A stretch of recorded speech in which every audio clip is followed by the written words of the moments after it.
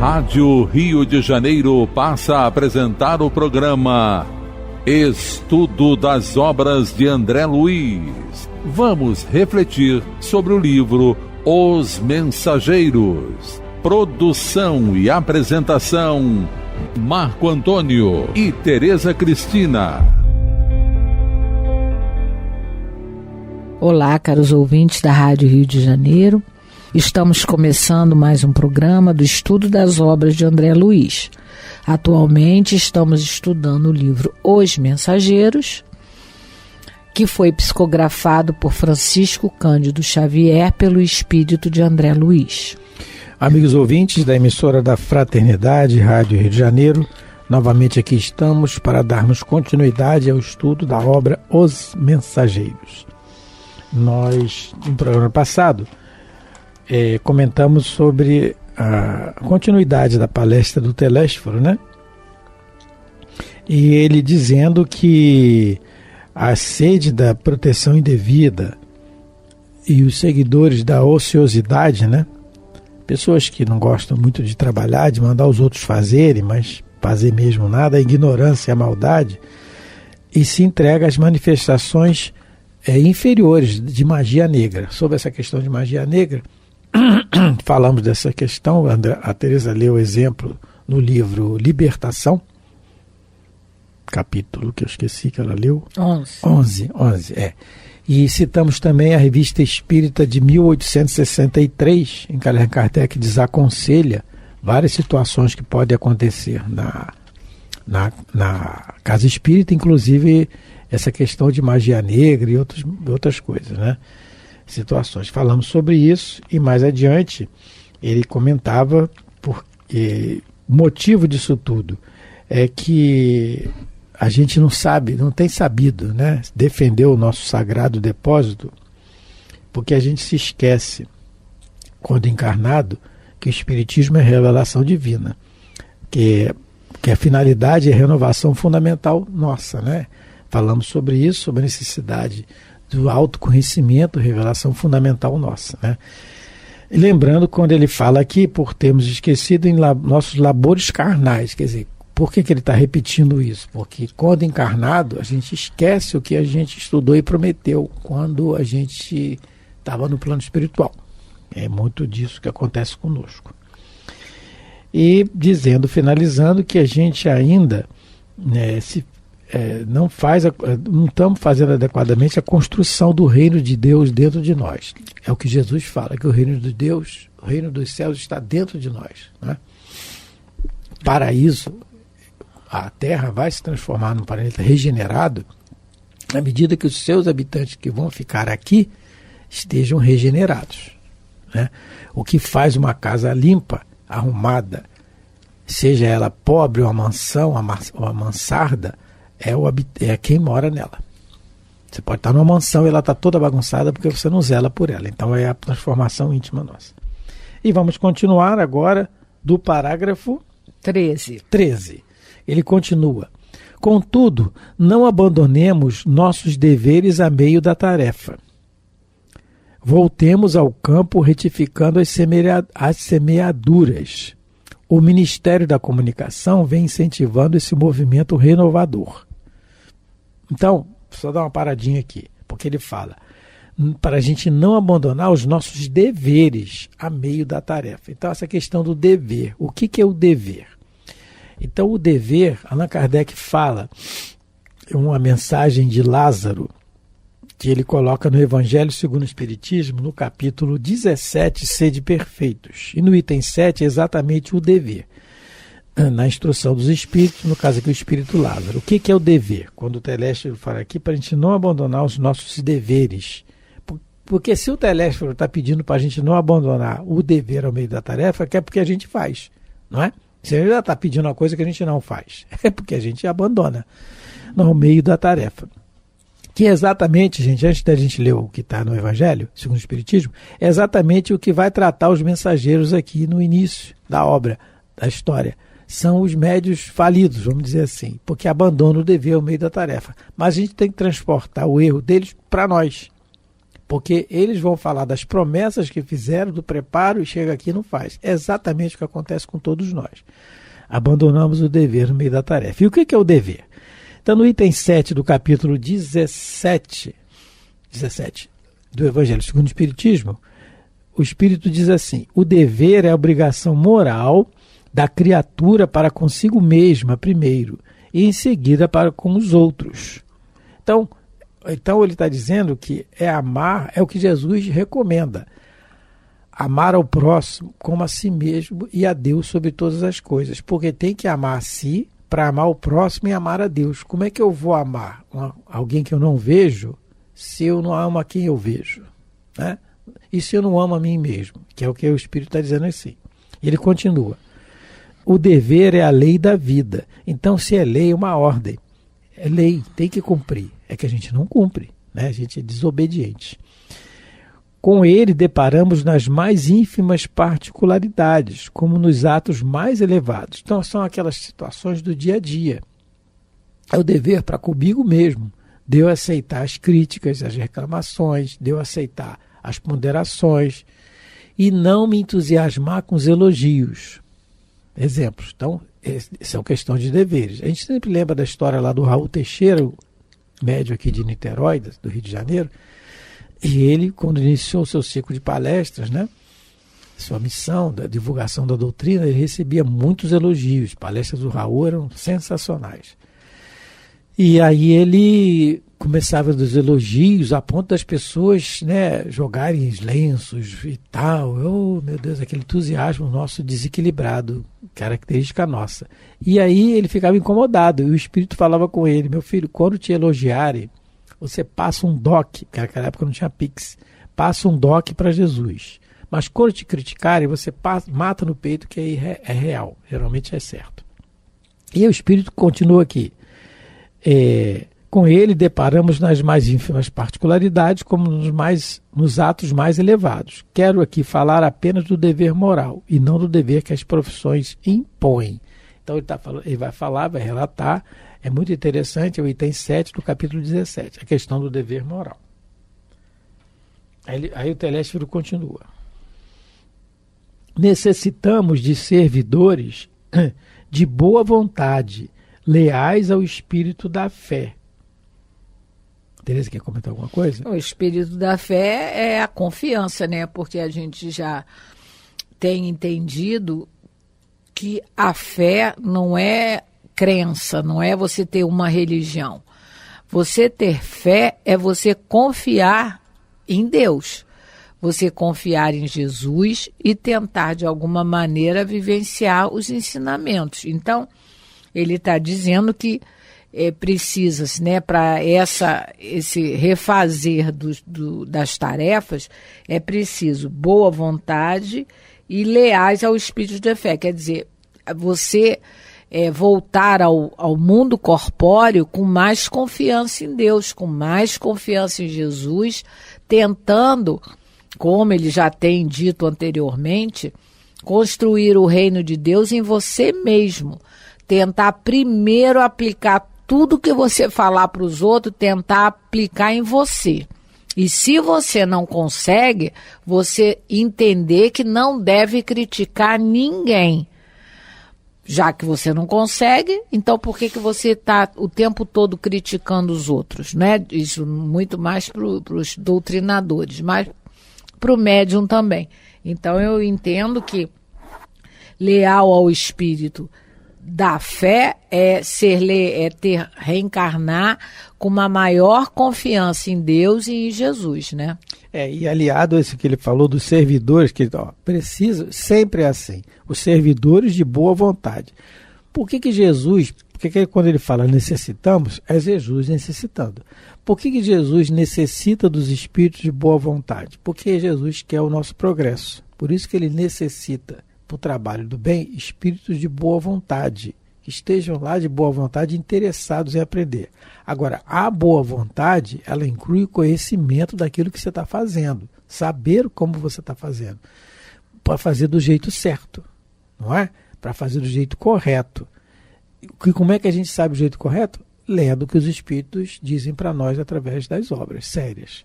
E tanto que mais adiante ele complementa assim: não serão admitidos, olha o que ele fala, não serão admitidos os que não desejarem conhecer a glória oculta da cruz do testemunho, nem atendem aqui os que se aproximem com objetivos diferentes. Então, glória oculta da cruz do testemunho, tanto que ele cita a palavra cruz. Se a gente lê, por exemplo, o livro Há 2000 anos, que retrata ali os instantes, detalha muita coisa dos instantes da crucificação de Jesus, a gente vai ver a população, o populacho, tudo ali, muita gente que foi beneficiada, condenando Jesus à cruz, escolhendo Barrabás. A gente vai ver ali tipo uma ingratidão geral. Então,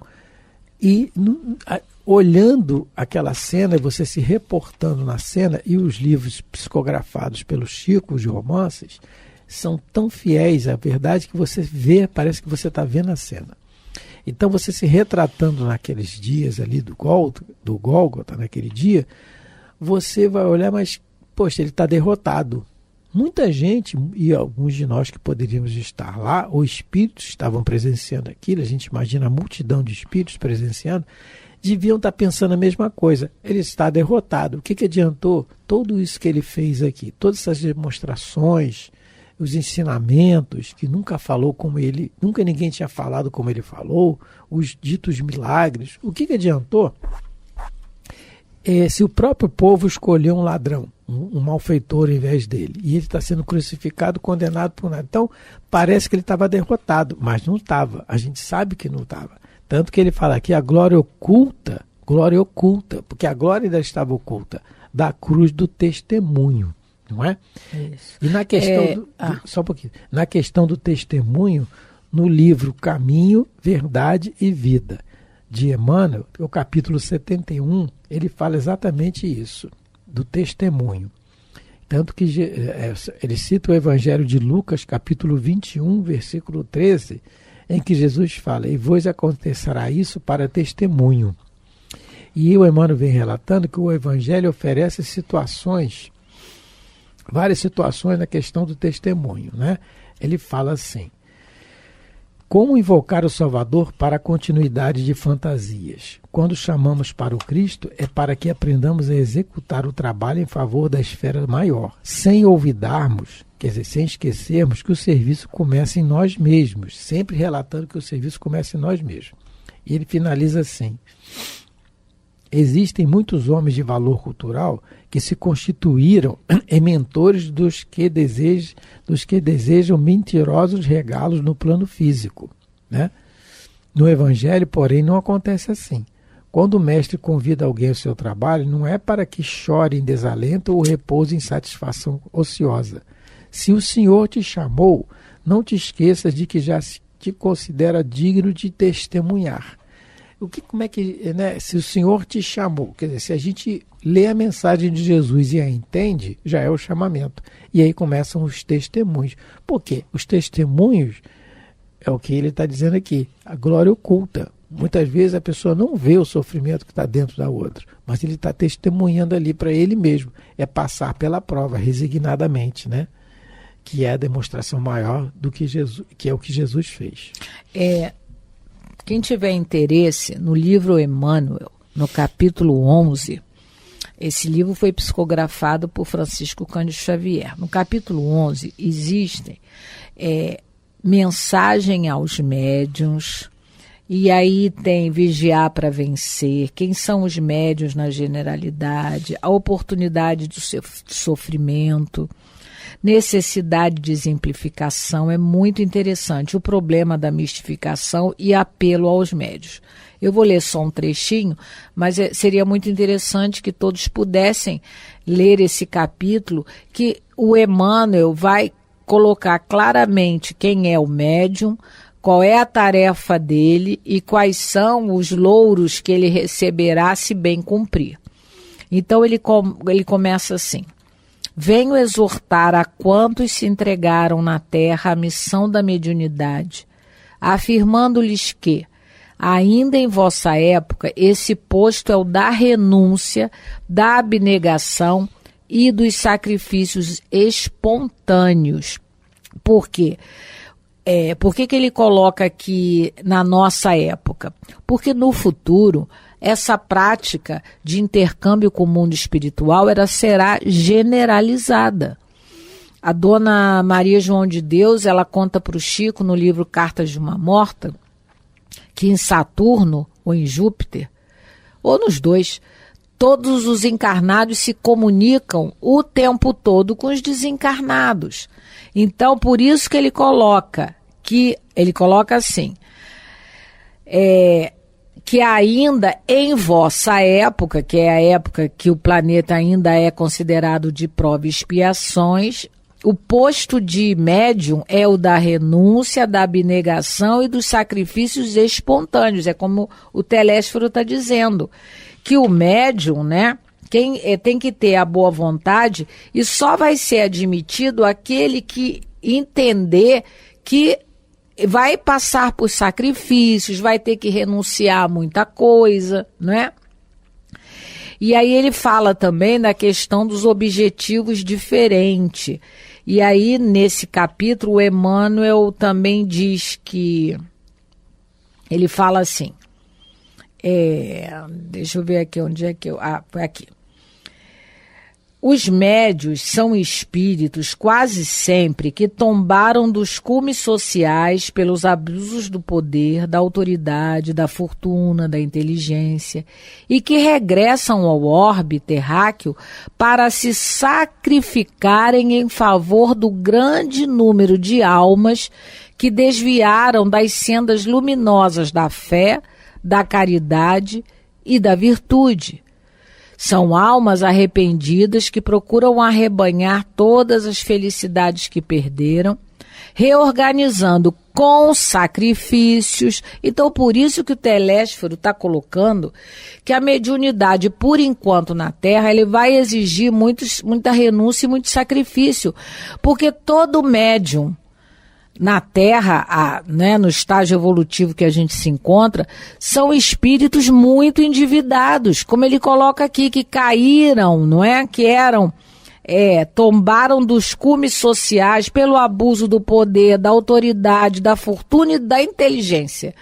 Então, não tem como reencarnar com facilidades, porque foram aqueles que realmente se comprometeram com um número muito grande de pessoas e que faliram.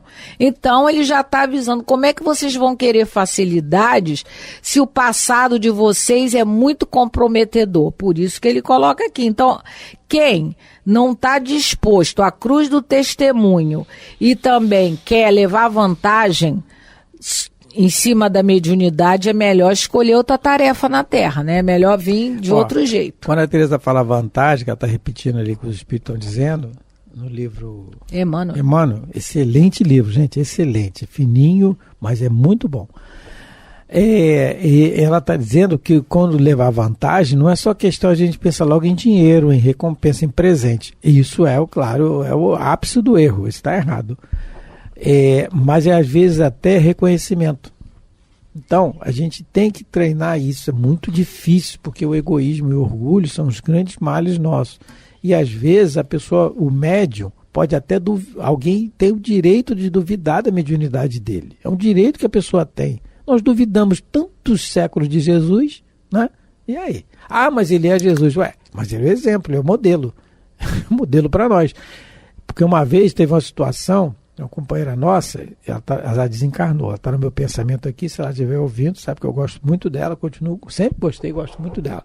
E ela, tinha acabado a reunião, eu perguntei, naquela época eu participava, e aí eu mentalmente eu duvidei da incorporação da mensagem. Mas aí, depois da reunião, sempre tem uma conversa que tem que ter. Eu educadamente, lembro que estou com consciência tranquilo que foi educadamente, eu perguntei. Não fiz uma pergunta a ela, se ela realmente tivesse sentido o espírito, realmente. Ela virou e perguntou assim, você está duvidando da minha mediunidade? Eu falei, tô. E eu falei que estava, olha, de uma certa maneira sim, não falei tô assim, eu falei de uma certa maneira sim. Ela ficou magoada. Depois a gente conversou e ficou tudo certo. Mas é um direito que a pessoa tem de duvidar. Nós duvidamos de Jesus. Então o testemunho que a Teresa está falando, dessa questão da recompensa, às vezes a gente quer uma recompensa de reconhecimento, que está errado. A gente não tem, a gente tem que esperar a recompensa de Deus, de Jesus, dos bons espíritos. Mas em torno de nós temos orgulho e egoísmo incrustado em nós. Então a gente tem que vigiar isso, né? A questão do testemunho. E o Emmanuel até fala que raras criaturas fazem por merecer o poder celeste de obedecer ensinando. Porque uma coisa é a gente saber ensinar, mas é obedecer a Deus. E aí ele finaliza assim, que quem ensina pode ser um excelente pregador, brilhante literário, notável simpatizante da doutrina, mas não é testemunha de Jesus, porque não sabe obedecer. Obedecer a Deus é o modelo de Jesus, é a humildade. É quando ele diante do governo do mundo, que estava representado por Pilatos pergunta para ele o que é a verdade, ele não responde. Não responde. E ele fica com pena de Pilatos ali. Como é que ele ia explicar uma coisa que ele não ia entender? Então, é o exemplo de humildade e de resignação que a gente tem que procurar isso dentro de nós. É difícil, mas a gente tem que conseguir. E vamos conseguir, né? Cada um na sua caminhada. Parágrafo 14. 14. Aqui estamos, que eu estou perdido, mas está aqui, achei.